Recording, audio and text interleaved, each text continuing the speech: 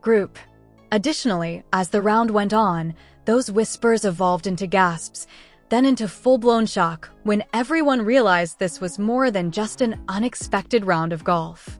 This was a total break from everything we believed we knew Charlie's identity. Woods is a player. Was this a meltdown, a breakthrough, or an uprising in opposition to everything he's been taught?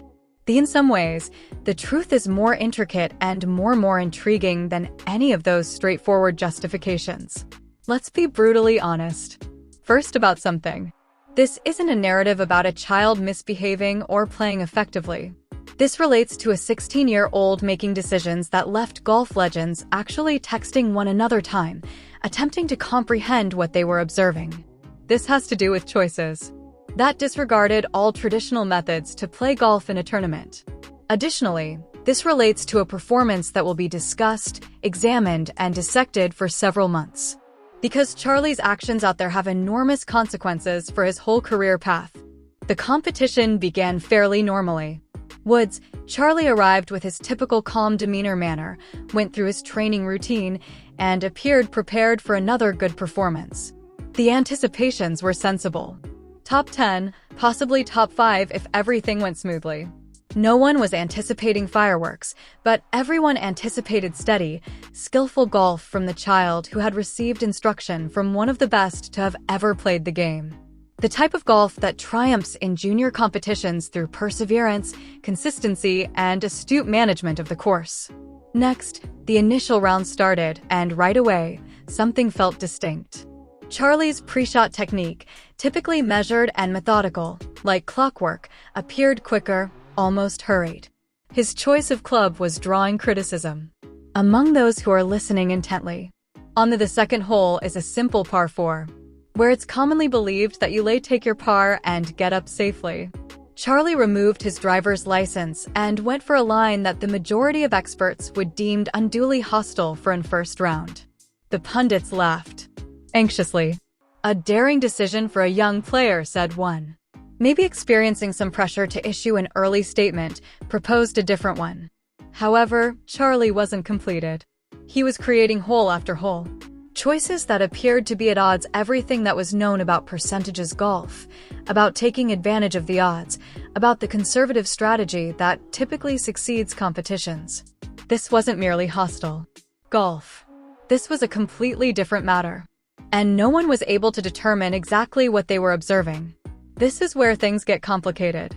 Incredibly fascinating, whether the performance changed from uncommon to utterly startling. The rear 9 failed to provide a return or a correction to traditional play. If anything, Charlie intensified their hostility. Regarding the 13th, with a 220-yard approach over water to a pin that was tucked in, the safe play was evident to all who were observing. Lay up, accept your par. Proceed. Each and every caddy in the United States would have given their player a wedge for that shot and instructed them to play wisely. However, Charlie requested his 3-wood.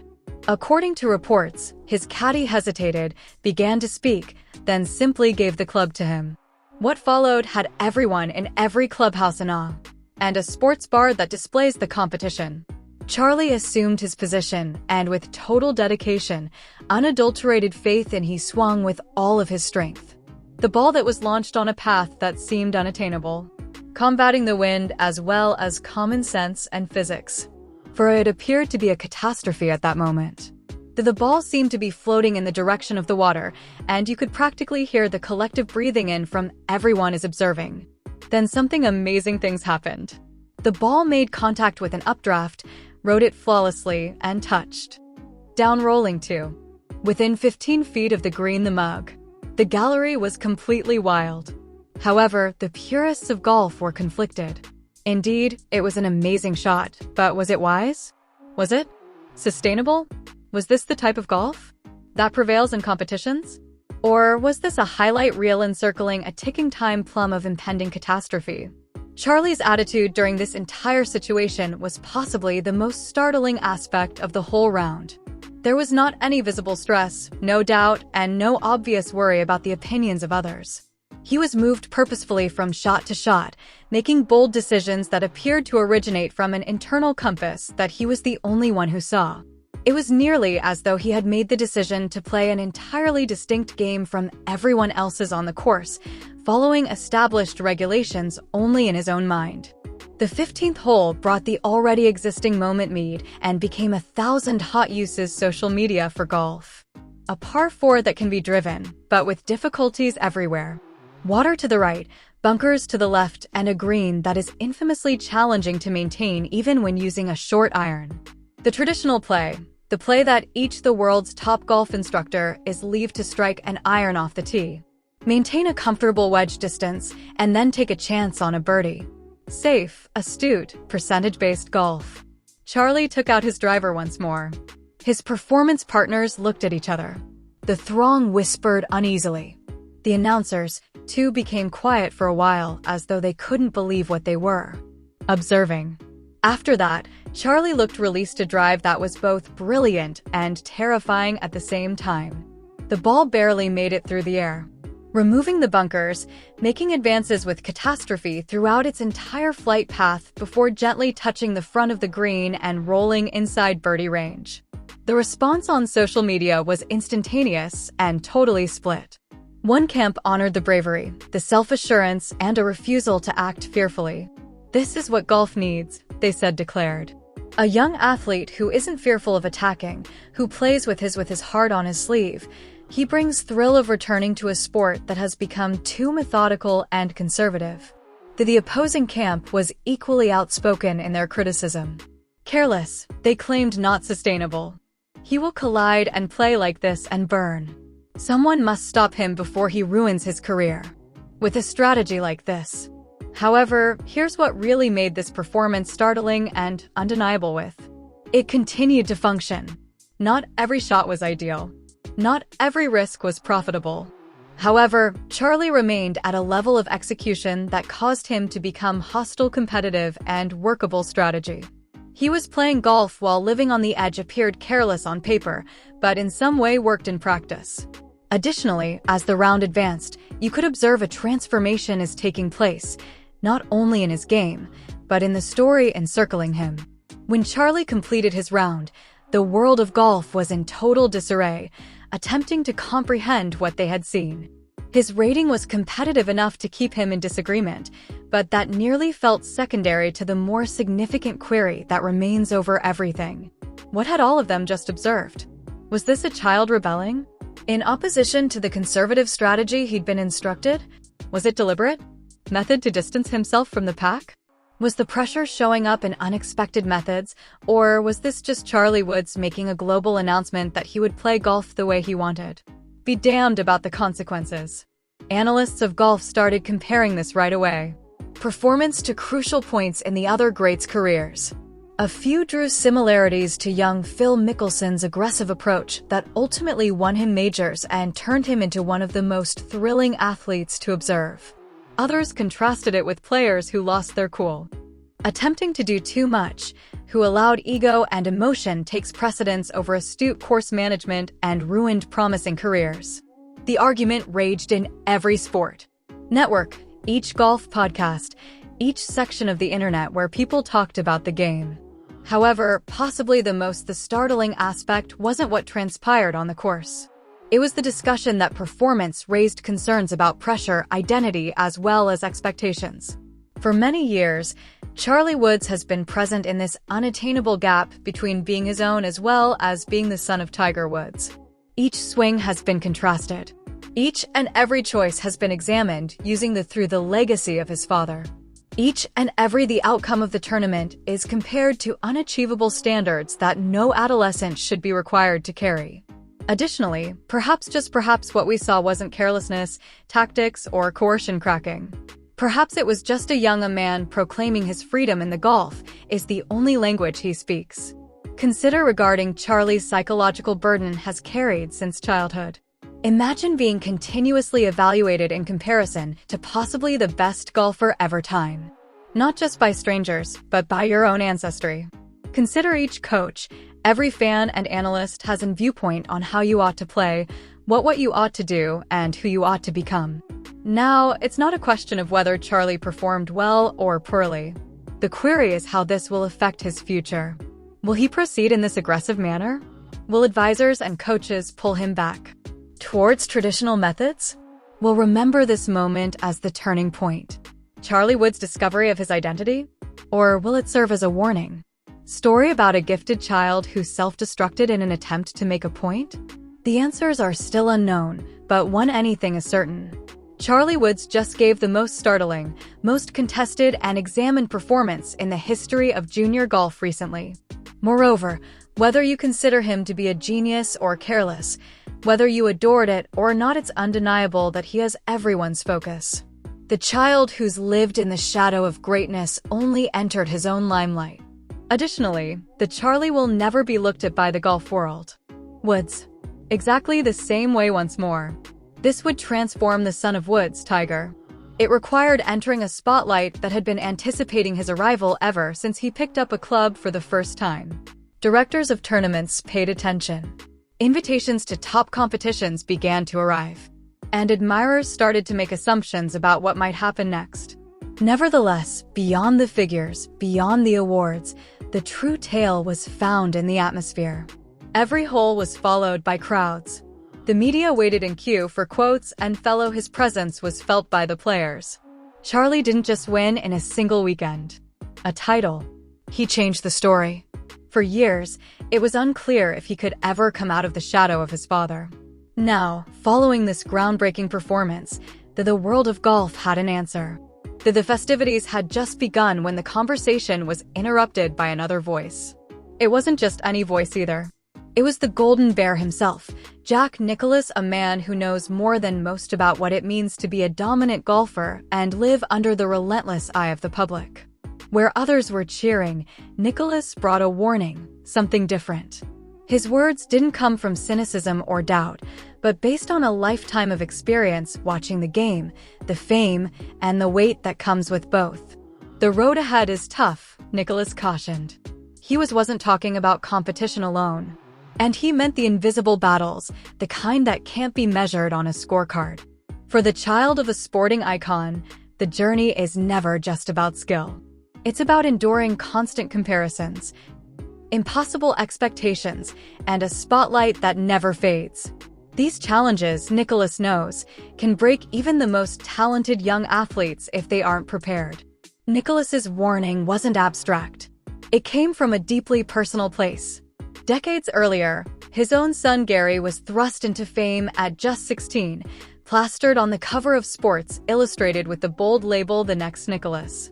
Instead of launching a legendary career, that moment became a turning point, and not for the better. The pressure, the endless attention, the sense that every swing was under scrutiny, it all became too much. Gary eventually stepped away from the competitive grind. Proof that talent alone doesn't protect you from the weight of expectation. That's why Nicklaus sees Charlie's moment as both inspiring and dangerous. The victory shows his potential. The attention shows the challenge ahead. And in today's era, where social media amplifies every highlight, every mistake, and every opinion, the intensity is magnified beyond what Gary ever faced. Charlie's rise is undeniable, but so is the spotlight. Nicklaus's words are both a caution and a gift. A reminder that the path to greatness isn't just walked with a golf club, but with resilience. Within golf, pressure can be invisible, but for Charlie Woods, it's impossible to disregard. Every swing he takes, every putt he makes is watched, recorded, and compared to one of the greatest players in history, his father. And father noun. For most juniors, the gallery might include parents and a handful of friends. For Charlie, it's a wall of cameras, reporters, and fans all waiting to see if he's the next Tiger. That expectation doesn't just follow him, it surrounds him. In the modern era, the spotlight burns hotter than ever. When Gary Nicklaus faced pressure in the 82nd, the media cycle had pauses. There were breaks between tournaments, moments to breathe. Today, the coverage is constant, fueled by social media feeds, viral clips, and instant commentary from millions of voices online. One great shot can trend worldwide in minutes. One bad round can do the same. There's no place to hide and no chance to quietly develop in the shadows. Nicklaus himself has acknowledged that this is an entirely new battlefield. He's quick to praise Charlie's beautiful golf swing and poise under pressure. But he also questions whether the teenager can truly grasp the magnitude of what's ahead. It's not just about hitting fairways. It's about learning to navigate an environment where critics, comparisons, and expectations never rest. The mental game now extends far beyond the golf course. The irony is that Charlie's own success fuels the very challenge he must overcome. The more he wins, the bigger the headlines. The bigger the headlines, the greater the scrutiny. It's a cycle that can inspire or exhaust depending on how it's managed. For Charlie, mastering his craft will be only half the battle. The other half will be building the mental resilience to carry the Woods name without letting it crush him. Moreover, in the eyes of those who've walked this path before, that might be the greatest test of all. For Tiger Woods, this isn't just about raising a champion. It's about raising a son. He knows better than anyone how unforgiving the world of golf can be, how quickly praise can turn into criticism, and how the demands of the game can consume every part of a life. That's why even in the glow of Charlie's victory, Tiger's message has stayed consistent. Let Charlie find his own way. Winning is important, but loving the game is essential. Tiger's role is a delicate balancing act. He's a mentor with unmatched experience, but also a father who understands the risks of pushing too hard too soon. Instead of chasing every tournament, Tiger carefully chooses where Charlie competes, weighing the challenge of the field against the benefits of rest and expansion. It's a strategy built not just for short-term wins, but for building a career that lasts. Shielding Charlie from unnecessary distractions is part of the plan. While the spotlight is impossible to escape completely, Tiger works to control its intensity. Interviews are limited, media opportunities are selective, and the emphasis is always on preparation and improvement rather than publicity.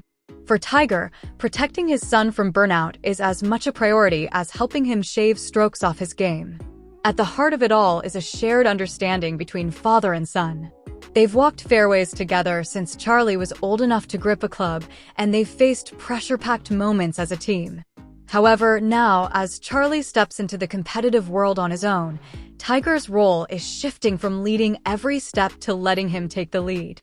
It's a transition filled with pride, caution, and the hope that the lessons Tiger learned in the toughest moments of his career will give Charlie the tools to write his own story.